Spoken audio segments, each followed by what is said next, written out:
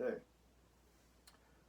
So, when talking about Taoism, I find that people almost have a difficult time defining what Taoism is as they do defining the Tao itself. Okay, it's not actually impossible, as is the case with trying to describe Tao, but it's not nearly as cut and dried as many other systems in the modern world. Typically, you will find when asking what Taoism is, people in one of two camps, sometimes the third camp, which is the combination of these two, but usually there's one of these two. Number one, they'll say it's a philosophy, commonly called Daojiao, or number two, they'll say it's a religion, commonly called Daojiao. And they're both correct, and the distinction is erroneous, and neither simple definition really does a whole lot to adequately define Taoism's place and function in the world and what it actually is. So this is probably going to be a bit jumbled and haphazard just off the top of my head, but hopefully this will clarify things a little bit here. Taoism is the spiritual, religious, and philosophical tradition native to China, and its roots go way, way, way, way, way, way back. We're talking thousands of years here, all right, to Chinese shamanism, diviners, wandering mystics, and magicians, and alchemists, and so on. They're Taoist because they were all following the way. In the old days, again, way, way, way back, everyone followed Tao, the way. They had different means of doing this, but everyone did. Then you see the introduction of different forms of government and social structures and Confucianism. Oh, did I say that out loud? Okay, I did. And so on. And people start to lose the way from the way. But these traditions still exist, and what has happened then, eventually, moving through the millennia, we have modern Taoism, all right?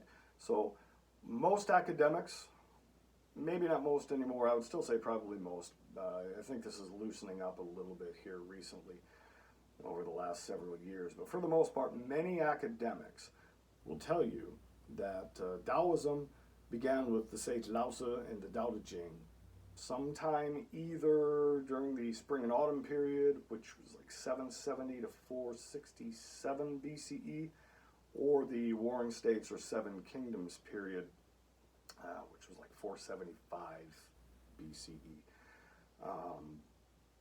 That's fine.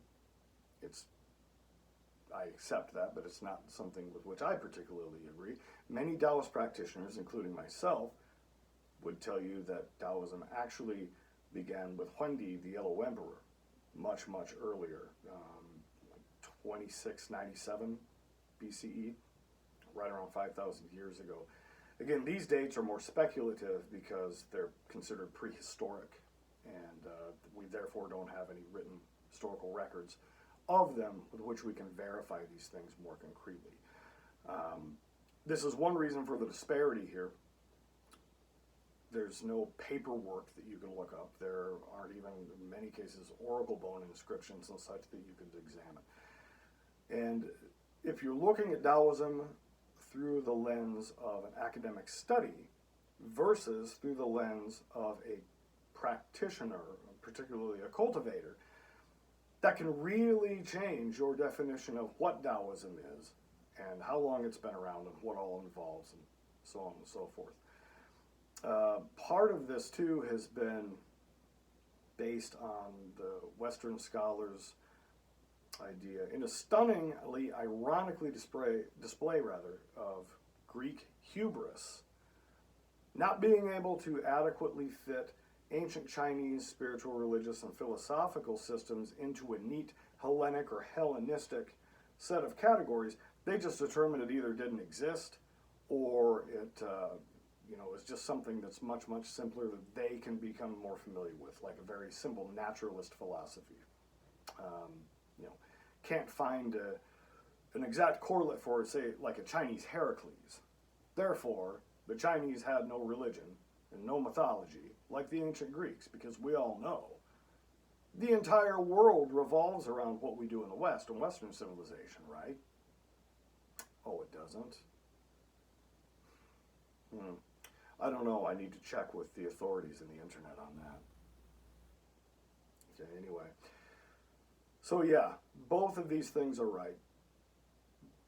Religion and philosophy. It has always been a religion. It's just that Daoism is fundamentally based on the oral tradition. So this religion, along with other Taoist teachings, have been passed on, transmitted from master to disciple and teacher to student, going back thousands of years. And scholars couldn't identify something they saw as a Taoist church or organized community until Zhang Daoling in his 5 Pecks of Rice school. Zhang Daoling, the first Tianshi, celestial master in, I think it was year 142. So that's when they say, oh yeah, now it's a religion because it starts here, because we can identify this as something we know. Therefore, the religion is a corruption of the original philosophy. They've never been separate. It has always been a religion. It has always had this spiritual, metaphysical, we could say mystical component to it. Taoism is inherently esoteric and mystical. It's completely inescapable. I don't care what you're reading. I don't care what Taoist practice you're examining or taking part in. You can never get away from the inherent esoteric and mystical aspects of this, at least not for very long, because it's just deeply baked into that cake, as it were. Taoism is a living tradition that lives on through its practitioners, and I like to say that it thrives because it doesn't strive. Okay? It changes with the times and doesn't resist. It's pretty neat when you have a system that does the same thing its tenets teach its followers to do. So that's pretty cool. Practitioners can look at the Taoist tradition overall and how it is sustained as a guide, just as Taoism looks to the Tao itself as a focal point for guidance on how to be within the world. Okay? So whether it is really more a philosophy or a religion to you is going to depend on your own personal focus, your own personal practice and areas of interest, and how these things express themselves in your life. As a system and a process of processes and a practice, because you actually have to do something, you actually practice, Taoism helps to give us a better and deeper understanding of our universe and everything in it, especially the self. Because again, it all comes from you, but it is not all you. At the same time, it's kind of all you. That's another topic for another day. So, yes, it's a philosophy and a religion.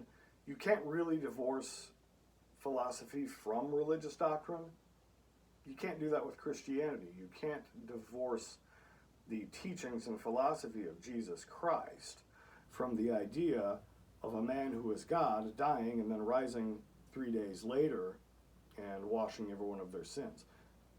The philosophical part is just in there. You can't do that with any religious tradition. The philosophy is there. And one can take a philosophy, and if they embody it in a particular way and really live it, that philosophy can become religious for them. So again, this is a false dichotomy. The distinction here is a false dichotomy primarily between notions of this and that. Meaning, if it is this, then it can only be this and must not be that. And like all false dichotomies, it's based on a fundamentally flawed premise. And that premise in this case is at the root of all of it. There is somehow a difference between the mystical and the mundane. The mystical is the mundane. That is one of the many meanings of the Taoist phrase, not to. All right. This went on a little bit longer than I thought it would, but that happens a lot.